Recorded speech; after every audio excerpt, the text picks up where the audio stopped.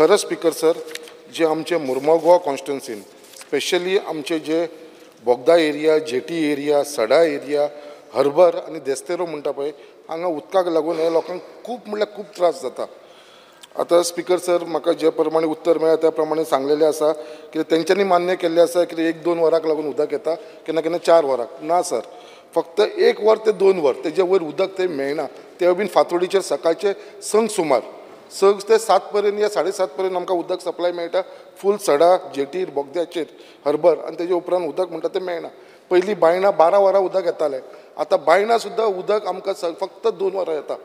सो आयज अशी परिस्थिती जावन पडलेली आसा आनी फाटल्या दिसान दीस हो प्रॉब्लम वाडत आसा. स्पीकर सर, आमी एकंदर जे आन्सर दिला तितून क्लियर कट मुर्मुगांव आनी मार्मागोवा तालुका ह्या दोनूय हेज्या खातीर कशा पद्दतीन सोडयतलो तें सांगलां.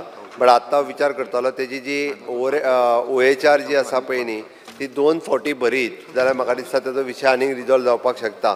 हांव म्हाज्या concern water supply seek instruction दिता की ताका पर्सनली मेळून खंयचो OHR जो 2दा भरपाचो पळय तो एकदां डिसायड करून, म्हणजे स्पेसिफिकली तेजो टेल एंड आसल्या कारणान जो प्रॉब्लेम आसा पळय न्ही तो रिजॉल्व जातलो.